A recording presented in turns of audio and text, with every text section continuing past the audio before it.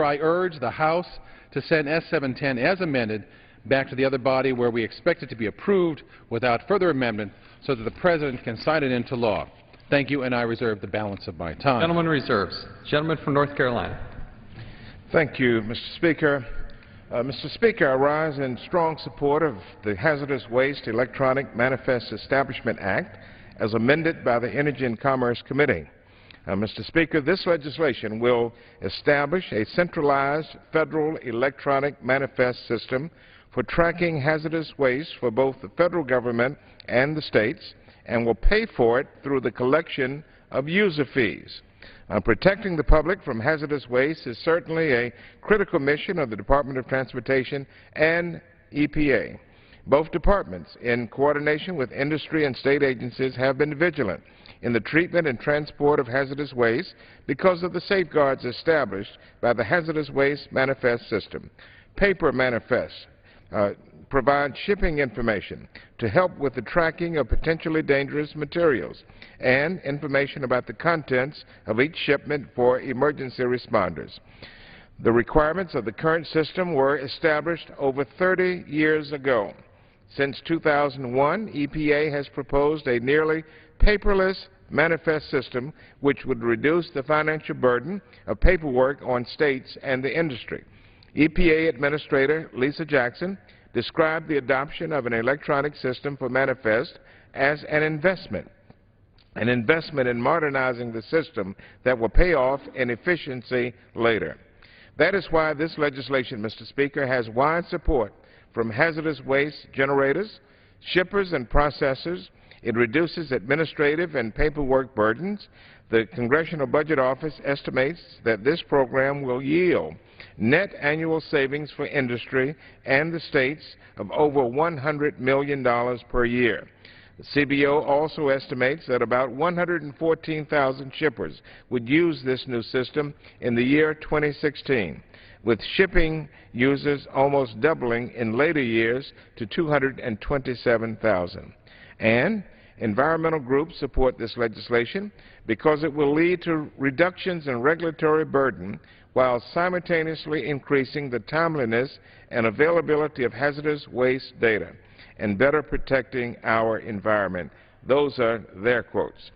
In 2006, a fire erupted, and I think the gentleman from Pennsylvania made reference to it a moment ago. In 2006, a fire erupted at a hazardous waste disposal facility in my home state of North Carolina. When first responders arrived on the scene, they could not access information about the chemicals, the hazardous chemicals, inside of the facility because the paper manifests were inside of the building that was burning. We should bring this system, Mr. Speaker, into the 21st century. Technology has advanced. We all know that. There's been such advancement in technology over the last 32 years, and we should no longer be relying on carbon copies to track potentially dangerous shipments. Today's proposed legislation also maintains flexibility for small business by making participation in the electronic reporting program voluntary. It's not compulsory. It is a voluntary proposal. So if any firm chooses, they can still use paper-based reporting methods. As it passed the Senate, Senate Bill 710 embodied concepts that are widely supported, but it carried significant cost and direct spending and deviated from the common practice of making the collection and utilization of user fees subject to appropriation. But Chairman Shimkus worked closely with the Democratic members of the Environment and Economy Subcommittee to craft a substitute bill that addresses concerns while preserving the benefits of the legislation. The bill passed out of our subcommittee and the full Energy and Commerce Committee on voice votes with strong bipartisan support. I believe, Mr. Speaker, it has a high likelihood of being accepted to the Senate and to the President. We will certainly give them that opportunity. I urge my colleagues to support this bill so we can finally see this significant improvement signed into law. And so I want to thank Mr. Murphy and all of the other members who worked to expedite this legislation and get it to the floor today. And I'm going to ask my colleagues to join with us in passing this bill. With that said, Mr. Speaker, I will reserve the balance of my time. Gentleman reserves. Gentleman from Pennsylvania. Mr. Speaker, I have no more speakers on this bill, and I'm prepared to close if the gentleman from North Carolina is prepared to close as well. I don't have any speakers, and I am, too, prepared to close. Gentleman from Pennsylvania reserves the balance of his time. Gentleman from North Carolina is recognized. Yes, I will be the final speaker, Mr. Speaker. Let me again thank Mr. Murphy, the gentleman from Pennsylvania, and Mr. Shimkus, and the chair and the ranking member of all of the committees of jurisdiction for their extraordinary work on this bill. This is a critical piece of legislation. All of the stakeholders who are involved in disposing of chemicals and shipping chemicals are all in agreement that this is necessary. In fact, the time has passed that we pass this type of legislation. We live in a new age of technology now. And so there is no excuse for us not automating these procedures, and this bill today enables that to happen. And so I want to thank all of my colleagues on both sides of the aisle for their spirit of bipartisanship in getting this to the floor. I ask my colleagues to please vote yes on this important legislation. With that, I yield back the balance of my time. Gentleman from North Carolina yields back. Gentleman from Pennsylvania. Mr. Speaker, I ask that all members support this bill, and I yield back the balance of my time. Gentleman yields back. The question is, will the House suspend the rules and pass Senate Bill 710 as amended? Those in favor say aye. Those opposed, no. In the opinion of the Chair, two-thirds being in the affirmative, the rules are suspended. The bill is passed, and without objection, the motion to reconsider it is laid on the table.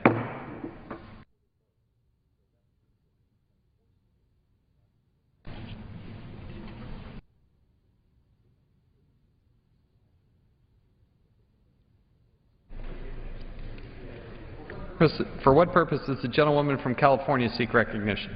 Mr. Speaker, I move to suspend the rules and pass H.R. 6131 to extend the U.S. Safe Web Act of 2006. The clerk will report the title of the bill. H.R. 6131, a bill to extend the Undertaking Spam, Spyware, and Fraud Enforcement with Enforcers Beyond Borders Act of 2006 and for other purposes. Pursuant to the rule, the gentlewoman from California, Ms. Bono Mack, and the gentleman from North Carolina, Mr. Butterfield, will each control 20 minutes. The Chair recognizes the gentlewoman from California. Mr. Speaker, I ask unanimous consent that all members may have 5 legislative days in which to revise and extend their remarks and insert extraneous materials in the record on H.R. 6131. Without objection, so ordered. Mr. Speaker, I yield myself such time as I may consume. Gentlewoman is recognized. Mr. Speaker, as Chairman of the House Subcommittee on Commerce, Manufacturing and Trade, I rise today in strong support of H.R. 6131, a bill to reauthorize the U.S. Safe Web Act of 2006. I'd like to thank Energy and Commerce Committee Chairman Upton for his leadership on this important issue, as well as Ranking Member Waxman. But a special thank you also goes out to my good friend and lead co-author of H.R. 6131, our subcommittee's ranking member, Mr. Butterfield of North Carolina, for his strong bipartisan support. When it comes to the future of electronic commerce, consumer trust and online privacy are trending topics that Americans care very deeply about. Today, the Internet serves billions of users worldwide, with e-commerce in the U.S. topping $200 billion last year for the first time and up a remarkable 15% so far this year. But lurking online are hackers, cyber thieves, and even organized crime rings.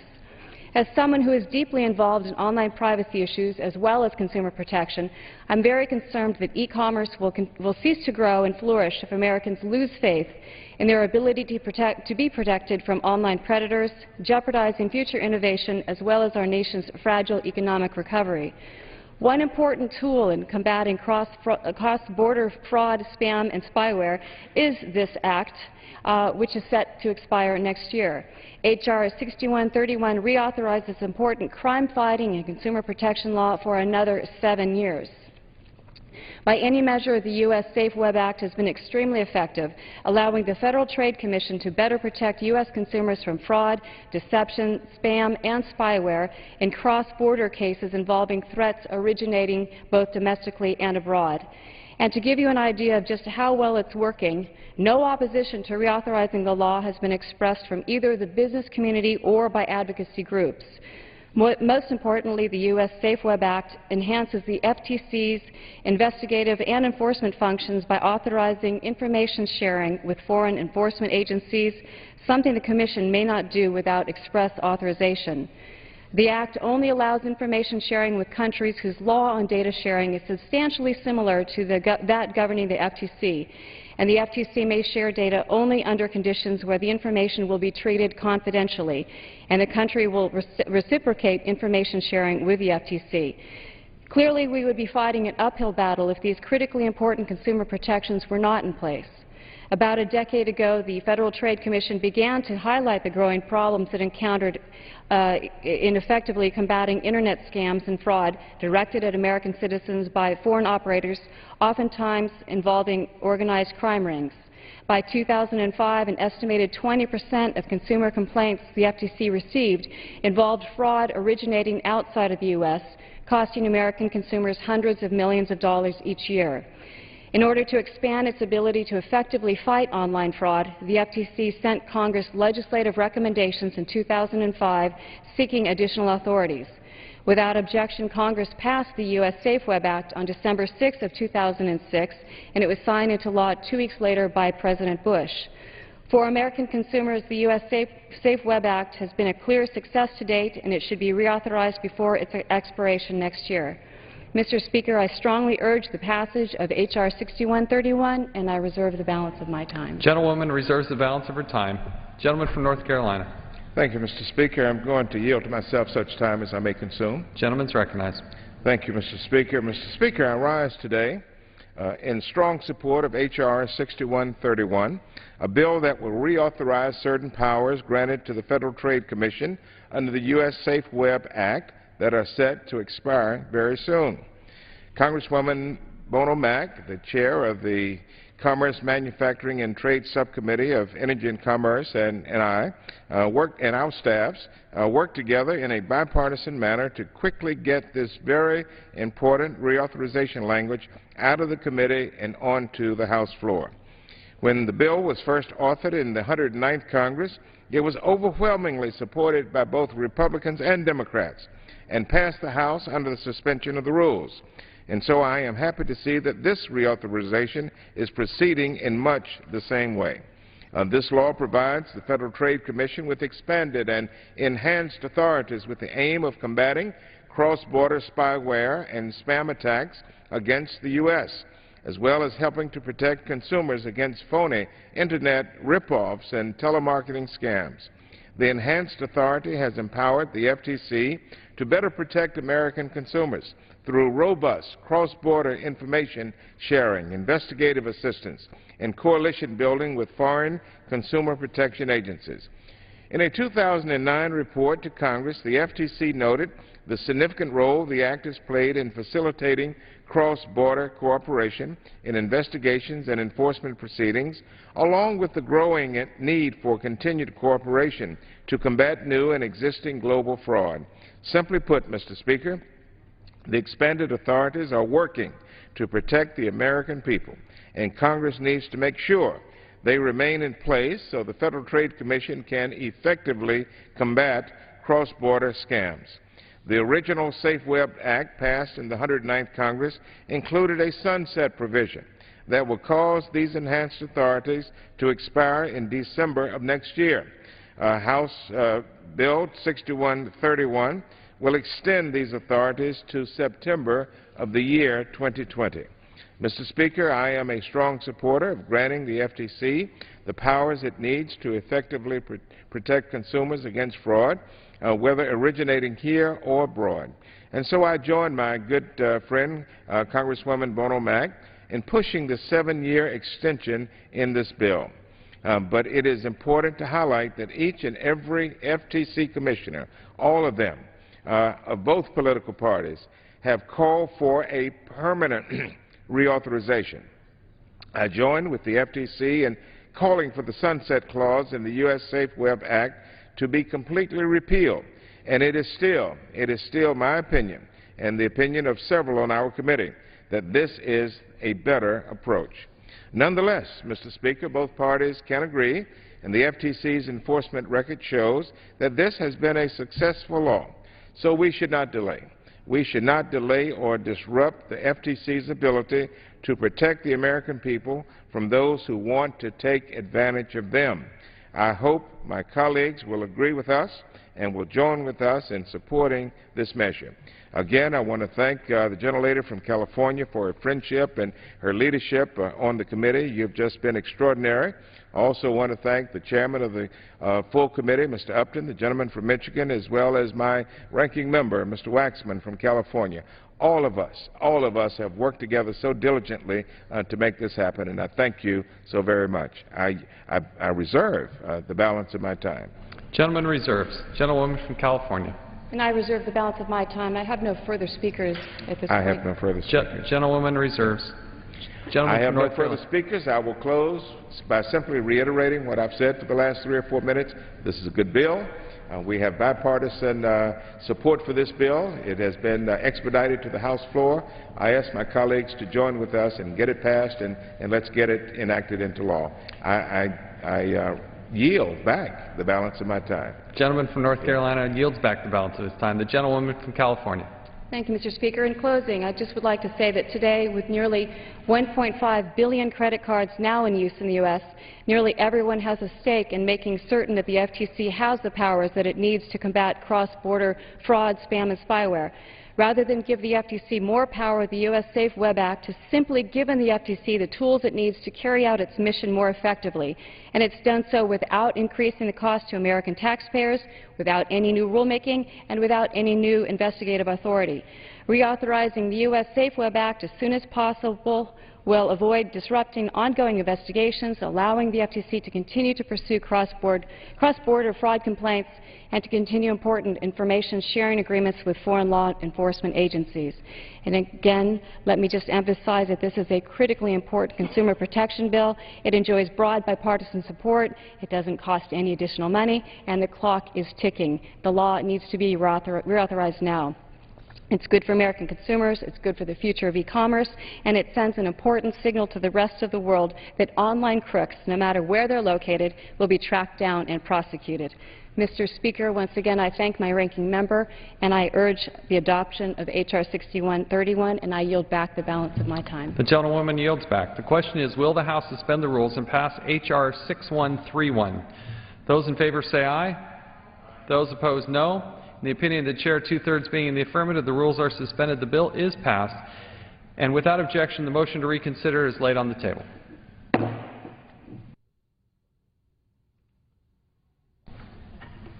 For what purpose does the gentlewoman from California seek recognition? Mr. Speaker, I move to suspend the rules and pass H.R. 5865, the American Manufacturing Competitiveness Act of 2012, as amended. The clerk will report the title of the bill. H.R. 5865, a bill to promote the growth and competitiveness of American manufacturing. Pursuant to the rule, the gentlewoman from California, Ms. Bono Mack, and the gentleman from North Carolina, Mr. Butterfield, will each control 20 minutes. The Chair recognizes the gentlewoman from California. Mr. Speaker, I ask unanimous consent that all members may have 5 legislative days in which to revise and extend their remarks and insert extraneous materials into the record for H.R. 5865. Without objection, so ordered. Mr. Speaker, I yield myself such time as I may consume. Gentlewoman is recognized. Thank you, Mr. Speaker. I rise today in support of H.R. 5865, the American Manufacturing Competitiveness Act.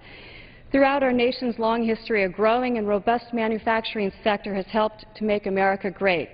It's been a driving force in our economy since the Industrial Revolution. But as our nation has moved from the atomic age to the space age, the information age, manufacturing has not kept up, losing nearly 6 million American jobs since the beginning of the 21st century. Aging, rusting, and abandoned factories litter the U.S. landscape. Statistics show the manufacturing sector was the hardest hit in terms of job losses during the Great Recession. While manufacturing accounts for just 1/10 of our nation's jobs, manufacturing has suffered 1/3 of our nation's job losses. We have a chance now to reverse this trend, and I applaud the hard work of Mr. Lipinski and Mr. Kinzinger in developing a bipartisan plan for improving manufacturing in the U.S. I would also like to thank Chairman Upton, Ranking Member Waxman, and Subcommittee Ranking Member Butterfield for their hard work in bringing this important bill to the floor for a vote. The American Manufacturing Competitiveness Act calls for 2 presidential reports to Congress, outlining a strategy for promoting growth, sustainability, and competitiveness in the manufacturing sector. The reports are due in April of 2014 and again in 2018. Now, why is this so important? Well, for one thing, manufacturing has the highest job multiplier of any industry in our economy, producing $1.35 for every $1 in direct spending. Just as importantly, manufacturing is responsible for 2/3 of all private R&D spending in the U.S., and it drives technology innovation. But on the flip side, for every manufacturing job lost in America, another 2.3 jobs are also lost throughout our economy. And here's the bottom line. If America is going to continue to lead the world in innovation, we must foster a more conducive environment for manufacturing. H.R. 5865 establishes a Manufacturing Competitiveness Board made up of 15 members. 5 public sector members are appointed by the President, and the remaining 10 private sector members are appointed by House and Senate leaders. That gives both the executive branch and the legislative branch a shared role, as well as a shared stake in making sure that this process is ultimately successful. Mr. Speaker, H.R. 5865 is a sound, bipartisan approach to improving manufacturing in America, and I strongly urge its passage. And with that, I reserve the balance of my time. Gentlewoman reserves. Gentleman from North Carolina. I yield to myself such time as I may consume. Gentleman's recognized. Thank you, Mr. Speaker. I rise today in support of H.R. 5865, the American Manufacturing Competitiveness Act of 2012. The lead bipartisan co-sponsors of this bill are 2 gentlemen from Illinois, Mr. Daniel Lipinski, and my colleague on the Energy and Commerce Committee, Congressman Kinzinger. I want to thank both of them for their work on this bill, and in particular for working with me and the Chairwoman Bono Mack, to move this bill in a form that both sides can support. H.R. 5865 aims to build upon the recent growth of the U.S. manufacturing sector, with the end goal being the return to more and more individuals to stable and good-paying jobs. Specifically, Mr. Speaker, the American Manufacturing Competitiveness Act requires the President to prepare and submit to Congress in 2014 and 2018 a national manufacturing strategy with assistance from the American Manufacturing Competitiveness Board established by the bill. The board will be comprised of the Secretary of Commerce, state governors, and officials from the executive branch, in addition to 10 individuals from the private sector, appointed by the majority and minority leadership of the House and the Senate. There is no more important issue to Americans than the ability to get and keep a job, provide for their families, and ensure that when their children grow up, they too can succeed. This is the promise of the American dream, and it's a promise that despite the slow climb out of the deep recession caused by the reckless bets on Wall Street that I and most Americans still believe in. Moreover, it's a promise that we here in Congress have been entrusted by our constituents to work towards by promoting initiatives and enacting policies that will lead to the creation of new jobs to replace and supplement those that have been lost. This is something that the Obama administration has taken very seriously, and the administration has rightfully made growing the manufacturing sector a key element to getting Americans back to work. This has also been a priority of the House Democratic leadership through its Make It in America policy initiatives. And we're seeing results, Mr. Speaker. We are seeing results. Over the past 2 years, the manufacturing sector has added more than 450,000 jobs. That is worth repeating. Over the past 2 years, the manufacturing sector has added more than 450,000 jobs. Not since the Clinton administration has this sector seen such fast growth. In my home state of North Carolina, we know all too well about the loss of manufacturing jobs. But those jobs have begun to return, and we are feeling it and we are seeing it. North Carolina is the 5th largest manufacturing state in the country and the largest in the Southeast. Our manufacturing sector provides about $80 billion to our GDP, roughly 20% of the total.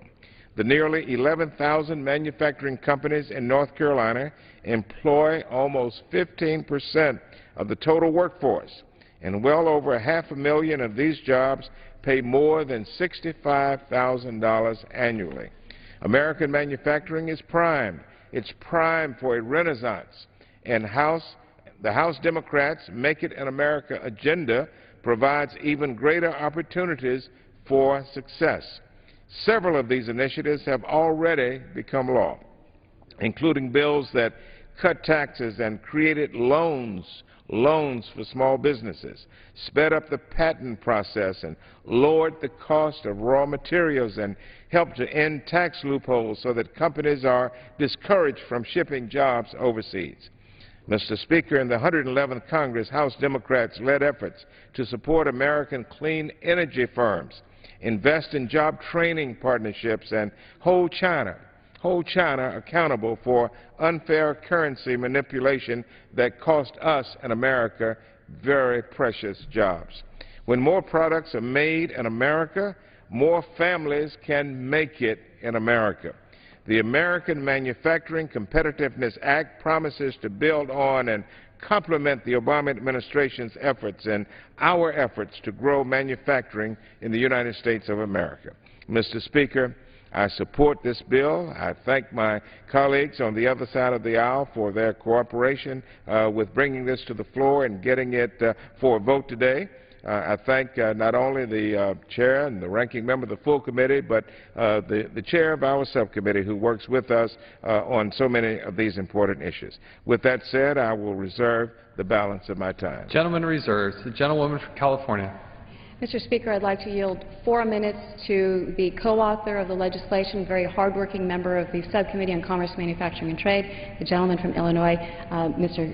Kinzinger, for 4 minutes. Gentleman from Illinois is recognized for 4 minutes. Well, I'd like to thank Chairman Bono Mack for the time and her work in getting this bill to the floor. Mr. Speaker, I rise today in support of the American Manufacturing Competitiveness Act. You know, it's an honor to stand here with my colleague from Illinois, Mr. Lipinski, in support of this forward-thinking, bipartisan legislation, especially at a time when Americans feel like Republicans and Democrats are unable to work together. Mr. Speaker, the world is becoming more competitive, as evidenced by the recent report from the World Economic Forum announcing that the U.S. has fallen from first to 7th in global competitiveness. And I tell you what actually really gets to me is the fact that I feel like many Americans are starting to accept the fact that we are just going to lose our competitive edge and we're going to lose our manufacturer powering base to a country like China. And I don't think that's something that we have to accept. We've heard from the manufacturing base in this country. They need a simpler tax code. They need an education system that prepares students in math and science, trade policies that are open and fair, and regulations that protect the health and welfare of our citizens with the lowest cost on business. The purpose of this legislation is to build on the consensus and ensure government policies promote a competitive environment for manufacturers in the decades to come. Mr. Speaker, we are the biggest economy in the world because of our manufacturing resources. We produce 21% of global manufactured goods with an estimated 18.6 million jobs. Manufacturing jobs are some of the highest paying in our economy, with the average job making upwards of $77,000 annually.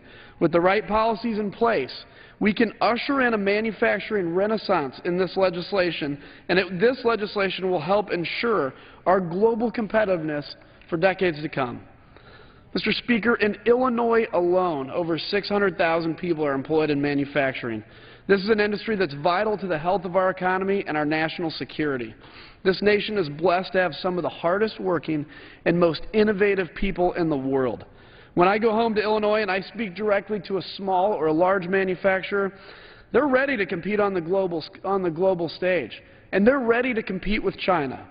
They only need government to ensure that they are playing on a level playing field. That means fair trade, a simple tax policy, educated students, and the least burdensome regulations possible. This legislation will bring together private sector and government leaders to create a manufacturing strategy that both Congress and the President can implement. It's time to get politics out of supporting the middle class. The American people are tired of stalemates. They're ready for action. They're ready for both parties to focus their energy on the people who elected them. Now is the time to act before this window of opportunity for a manufacturing renaissance passes us by. I'm proud of this legislation. I think it's a strong first step in finding solutions to help our nation's economy, and I urge my colleagues to support this legislation, and I'm happy to yield back. Thank you. Yields back. Someone from North Carolina is recognized. Thank you, Mr. Speaker. Mr. Speaker, at this time I will yield 4 minutes to the distinguished gentleman from Maryland, Mr. Hoyer, who is also the Minority Whip of the House Democratic Caucus, and he is a great friend of the manufacturing sector. Gentleman from Maryland is recognized. I thank the gentleman for yielding, and I want to congratulate Dan Lipinski for authoring this legislation. It is one of the key pieces of our Make It in America agenda, which my distinguished friend from North Carolina has discussed. I also want to thank my dear and good friend, Mary Bono Mack, for her leadership on this effort.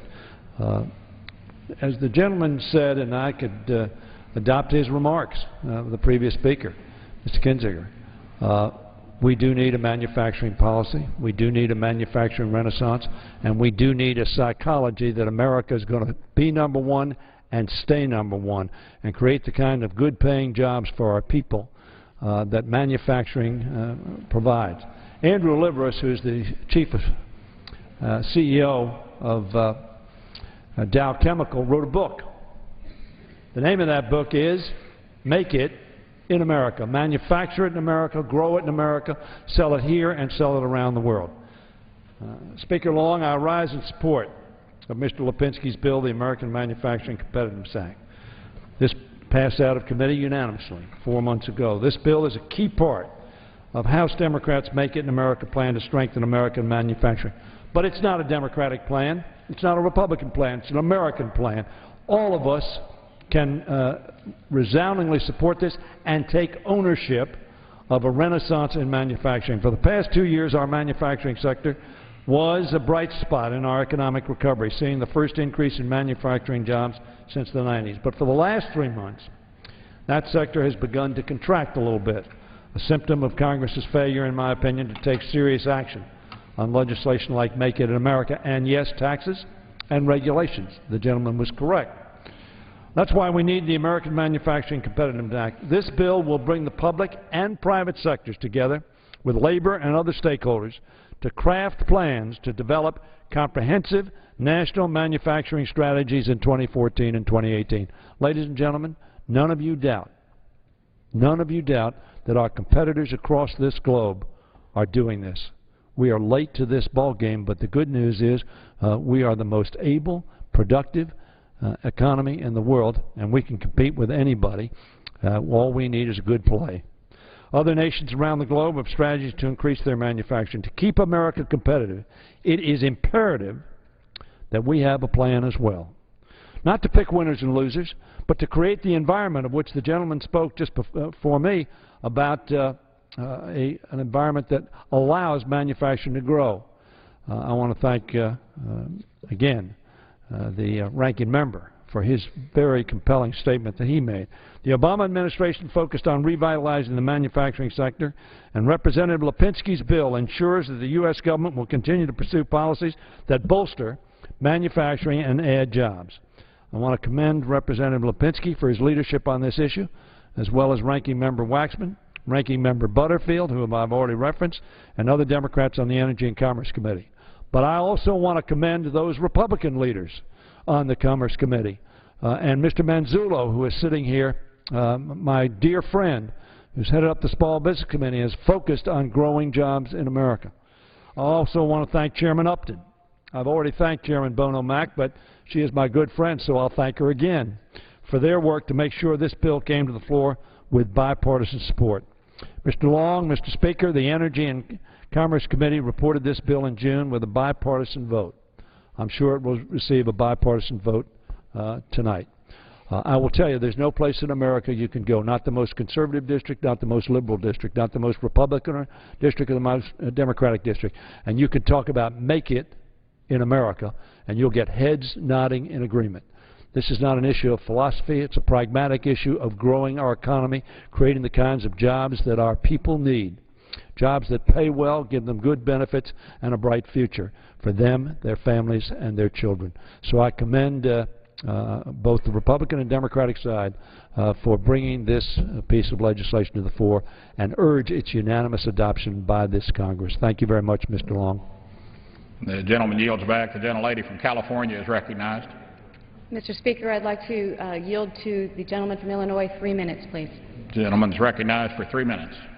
Mr. Speaker, as the co-founder and co-chair of the House Manufacturing Caucus, I cannot overstate the importance of manufacturing in America and the need for this important legislation.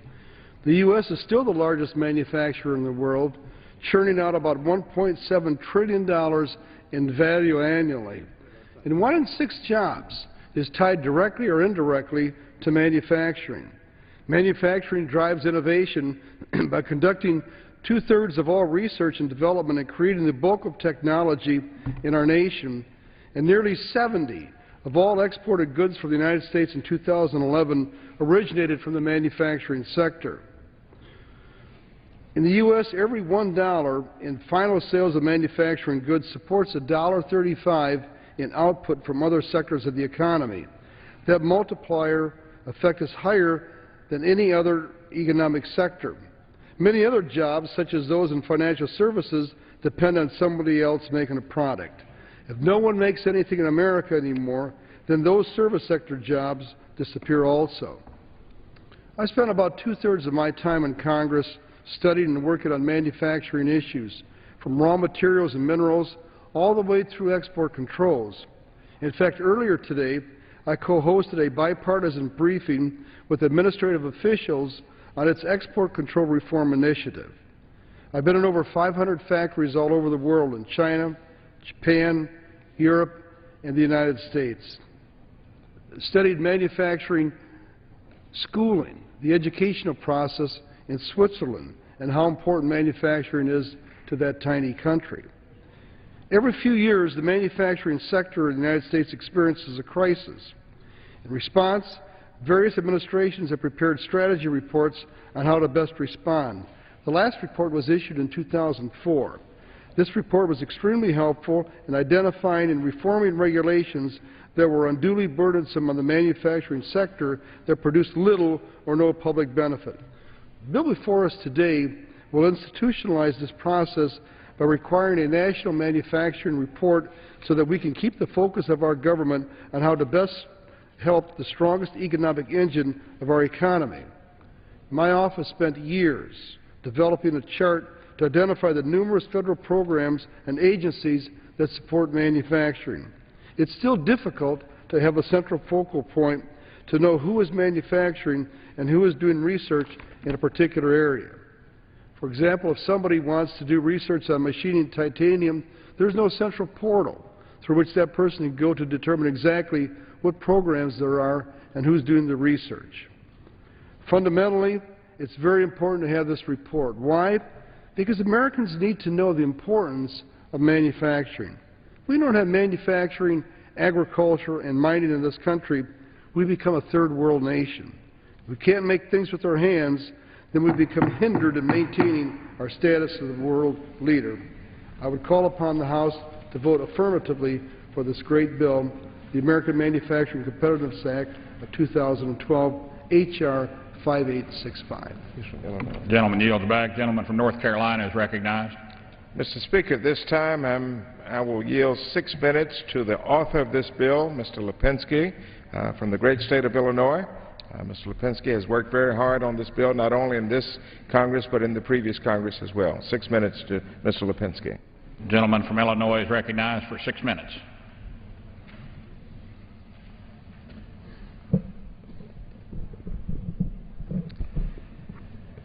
Thank you, Ranking Member Butterfield, for yielding and for your support on this bill. Mr. Speaker, I rise today in strong support of H.R. 5865, the American Manufacturing Competitiveness Act, a bipartisan bill that I introduced to boost American manufacturing.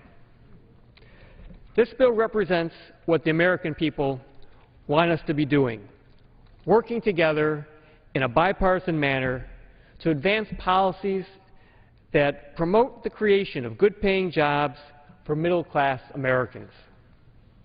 I want to thank Representative Kinzinger for being willing to work with me across the aisle to bring this bill to the floor. I also want to thank Chairwoman Bono Mack as well as Representative Pompeo for their work on this bill. And Mr. Manzullo is just on the floor. I want to thank him for the work he's done to advance manufacturing, the work we've done together in 8 years that I've been in Congress with him. In addition, I want to thank Democratic Whip Hoyer for his steadfast advocacy of Make It in America policies. Manufacturing is a linchpin of our nation's economy. It has provided the American middle class with a source of quality jobs, making everything from the goods we rely on for our everyday needs to the equipment that we need for national security. But in the first decade of the century, American manufacturing took a hard hit. Almost 1/3 of American manufacturing jobs disappeared. After 110 years as the world's top manufacturing nation, America got knocked off its perch by China. I have seen the devastation in my district and across northeastern Illinois. And I get frustrated, just like countless other Americans do, when I go to the store and I cannot find the words "Made in the USA" on any product. Some say this is inevitable, but it does not have to be. While we've been seeing signs of a resurgent American manufacturing sector, with jobs increasing by nearly 500,000 in the past 2 years, we still have a long way to go. America relies on the entrepreneurial spirit of private enterprise. There's no doubt there'd be no American manufacturing base without the innovators and the risk takers.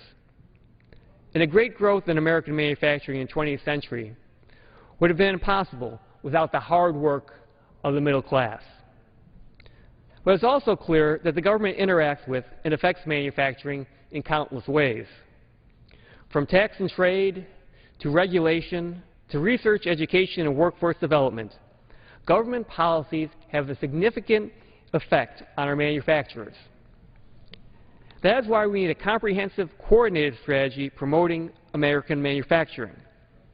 While many other countries, China, India, Germany, to name a few, have developed manufacturing strategies, the United States manufacturing policy is uncoordinated and largely ad hoc.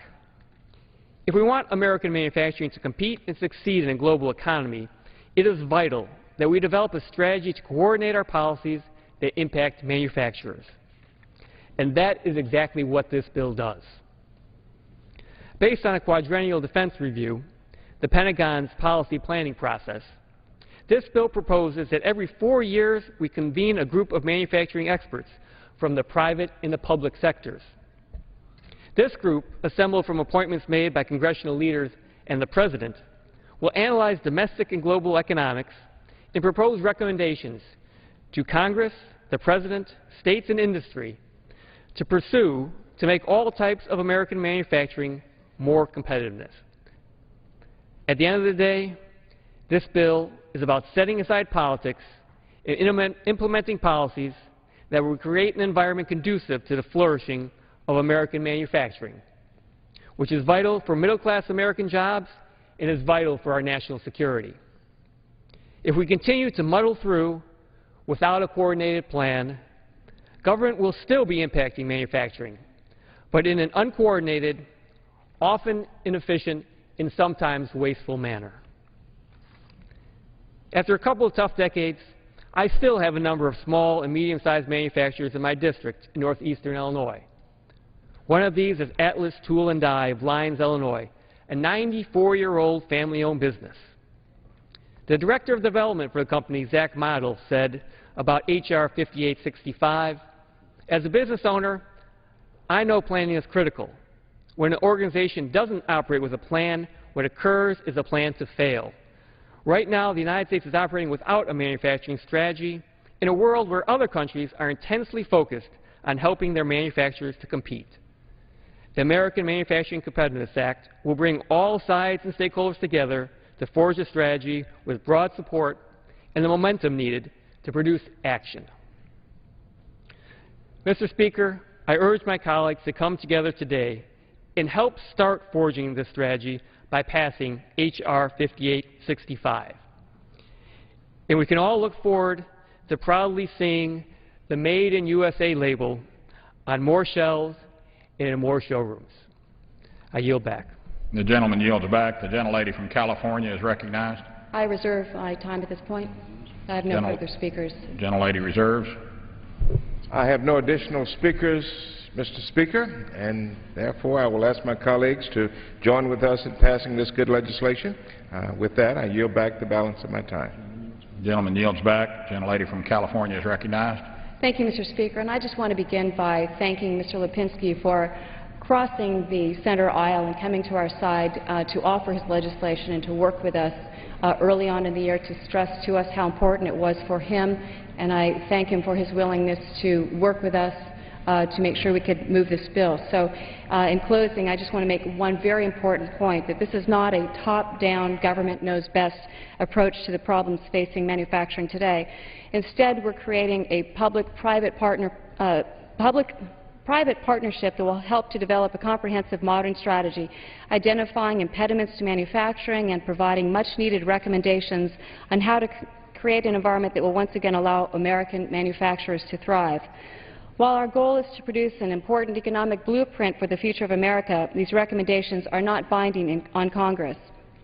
H.R. 5865 will expand upon previous studies and reports on manufacturing by requiring a comprehensive analysis of factors affecting manufacturing, and those would include the identification of redundant or ineffective government programs related to manufacturing, trade policy, energy policy, taxation, and the impact of federal regulations on manufacturing and job creation.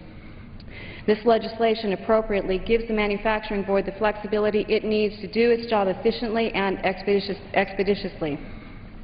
The Board is not required to reinvent the wheel and restudy every single subject already examined by other government agencies and non-governmental bodies, but the Board is specifically directed to consult with other federal entities to avoid duplication of efforts. In the end, the Board will develop and publish for public comment a draft manufacturing strategy based on its analysis and any other information the Board determines is appropriate. This strategy will include both short-term and long-term goals for improving the competitiveness of U.S. manufacturing, as well as recommendations for action. Mr. Speaker, considering the importance of manufacturing in the American economy and to the future of our nation, I strongly urge the adoption of H.R. 5865, the American Manufacturing Competitiveness Act, and I yield back the balance of my time. Gentlelady yields back. The question is, will the House suspend the rules and pass H.R. 5865 as amended? Those in favor say aye. Those opposed, no. And the opinion of the Chair, two-thirds being in the affirmative. Mr. Speaker, the gentleman from North Carolina is recognized. I ask for the yeas and nays. The yeas and nays are requested. All those in favor of taking this vote by the yeas and nays will rise and remain standing until counted. A sufficient number having risen, the yeas and nays are ordered. Pursuant to Clause 8 of Rule 20, further proceedings on this question will be postponed.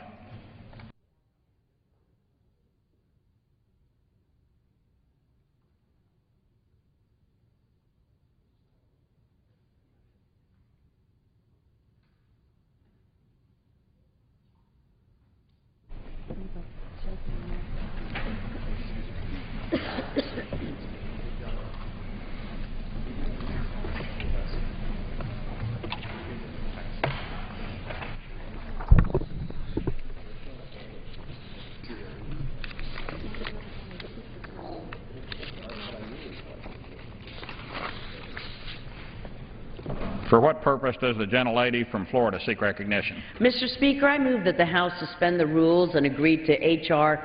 1410 as amended. The clerk will report the title of the bill. H.R. 1410, a bill to promote freedom and democracy in Vietnam.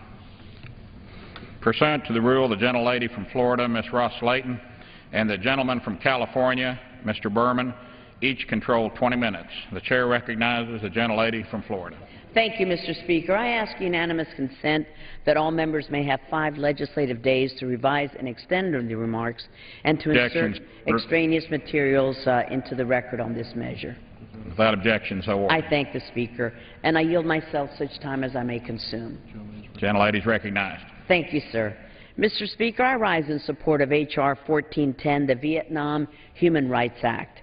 The Socialist Republic of Vietnam remains a gross human rights violator, even as its trade with the U.S. grows. The people of Vietnam continue to be oppressed by their communist jailers, unable to change their government or enjoy any semblance of the rule of law. Indeed, the most recent elections of May 2011 were neither free nor fair.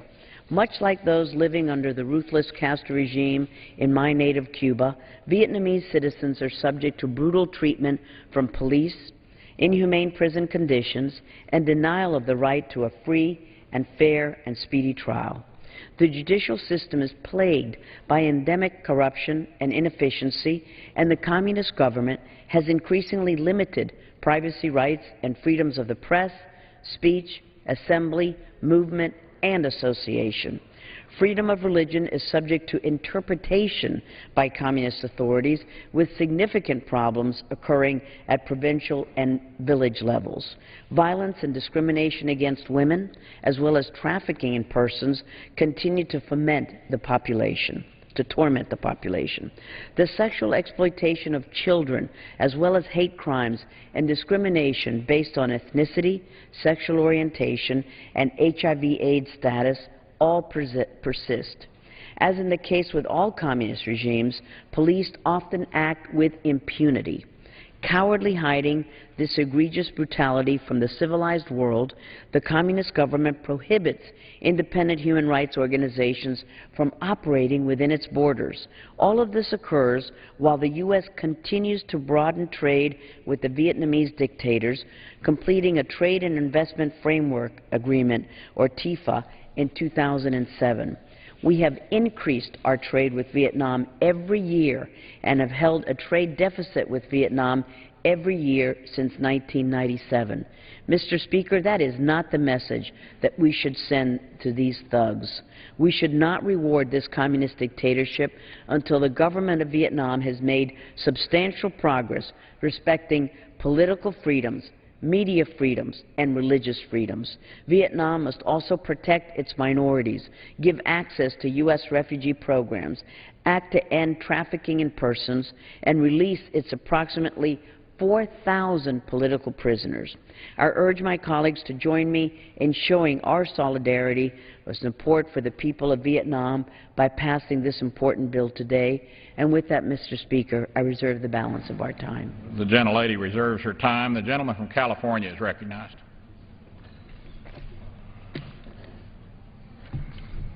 Thank you, Mr. Speaker. I rise in support of H.R. 1410 as amended, and I yield myself as much time as I may consume. I'd like to thank the sponsor of this legislation, Mr. Smith of New Jersey, and the chairman of the Foreign Affairs Committee, Ms. Ross-Lehtinen, for their leadership on human rights and on this particular issue. Despite Vietnam's transition to a more open economy, political and religious freedoms for the people of Vietnam remain severely curtailed. The bilateral relationship between Washington and Hanoi has deepened since diplomatic ties were established over 15 years ago, but lack of greater progress in protecting basic rights and civil liberties will limit closer cooperation in the future.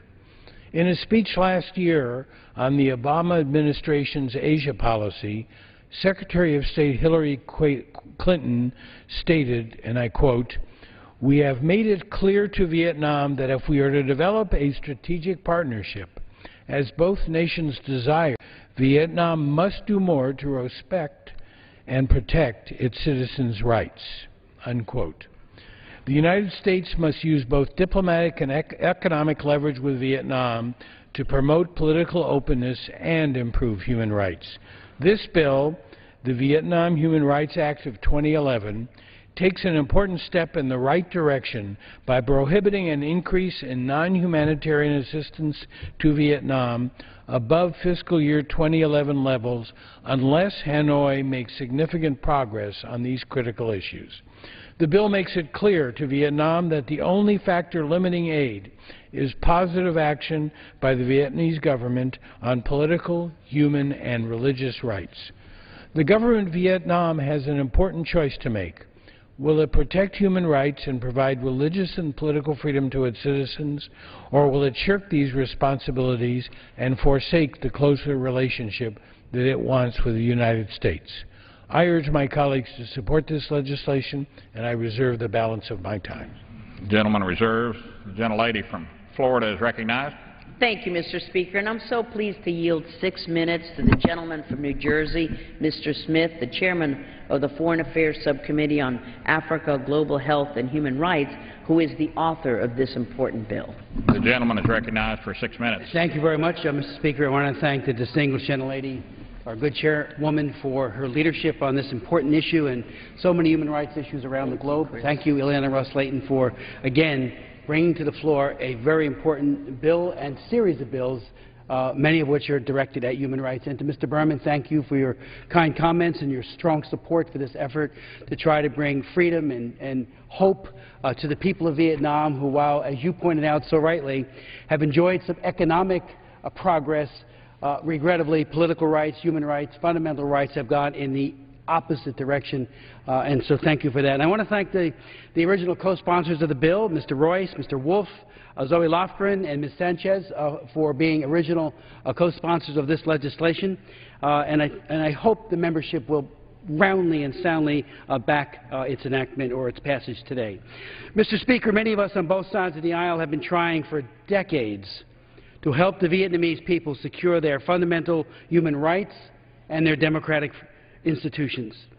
From assisting the boat people in the 1970s and all of the human rights work that was done to help so many Vietnamese individuals who were in re-education camps and who were dealt with so severely by the dictatorship in Hanoi, Congress and the presidents over the years have tried nobly to assist them, as have other human rights activists around the world.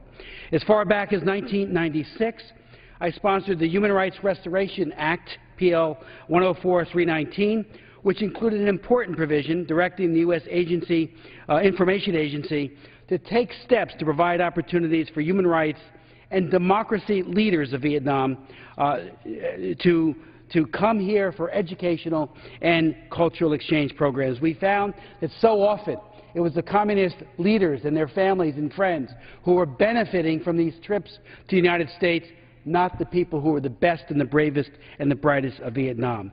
I visited Vietnam on several occasions, met with dissidents throughout the country in Hue, Ho Chi Minh City, as well as Hanoi, met with pastors, Catholic, Protestant, evangelicals, and have met with, as some of my other colleagues have as well, the Venerable Thich Quang Do, who's done a magnificent job speaking up for the Unified Buddhist Church of Vietnam, which has been outlawed by the dictatorship in Hanoi. Regrettably, our efforts, and especially those heroic efforts by the women and men in Vietnam itself, have not resulted in respect for fundamental human rights. I would note, parenthetically, that Block 8406, a great group of individuals who signed on to this charter of human rights, one by one have been singled out after signing that charter, believing that an easing was taking place, signed on. It was just like Václav Havel's Charter 77 and many other great statements made by the East Bloc countries during the dictatorships of that era. Block 8406, that is to say, April 8th, 2006, one by one those individuals have been hunted down, and many of them have found themselves in prison. The Africa Global Health and Human Rights Subcommittee, which I chair, heard from witnesses at a hearing earlier this year that the Vietnamese government remains an egregious violator of a broad array of human rights. Their testimony confirmed that religious, political, and ethnic persecution continues, and in many cases is actually increasing, and that the Vietnamese officials are still laying out the welcome mat for forced labor and sex traffickers. For example, we heard from Dr. Nguyen Dinh Thanh, the executive director of Boat People SOS, who had recently traveled to Thailand to investigate human rights trafficking violations and other violations in Vietnam. Dr. Thanh testified that the government of Vietnam has not investigated, let alone prosecuted, a single human trafficking violation by Vietnamese labor export companies, many of which are state-owned. Instead, police have interrogated and threatened victims who have spoken out against this modern-day slavery. Almost routinely, according to Dr. Tong, and his information comports with other information our subcommittee has received, the Vietnamese government has sent its officials from Hanoi to trouble spots including American Samoa, Jordan, and Malaysia in order to silence the victims, take sides with the traffickers, or to impede justice. The subcommittee also heard testimony of a Vietnamese woman who courageously fought for her own rights and those of her co-workers when they were trafficked to Jordan with the complicity of the Vietnamese government officials. In addition, our witnesses provided deeply disturbing photographs, evidence of torture, and showed a video of a Vietnamese military destroying an entire village of Hmong Christians. It's imperative that the U.S. government send an unequivocal message to the Vietnamese regime that it must end its human rights abuses against its own citizens. I would note, Mr. Speaker, that negotiators of the Trans-Pacific Partnership, which includes Vietnam, are currently meeting in nearby Leesburg, Virginia. Within the next 2 years, or a year or two, Congress will likely be asked to approve a free trade agreement between the U.S. and Vietnam as part of this initiative. I hope the administration is using those negotiations to strongly encourage the Vietnamese government to finally, at long last, respect human rights. H.R. 1410 would institute effective measures toward improving human rights in Vietnam. As reported by our committee, the bill prohibits any increase in non-humanitarian assistance to the government of Vietnam above fiscal 2011 levels unless the government makes substantial progress in establishing... Ask for another minute. Gentleman is granted another minute, Mr. Speaker. I thank you. Unless it makes substantial progress in freedom of religion, releasing political prisoners, respecting the rights of journalists, and the bill lays out a whole series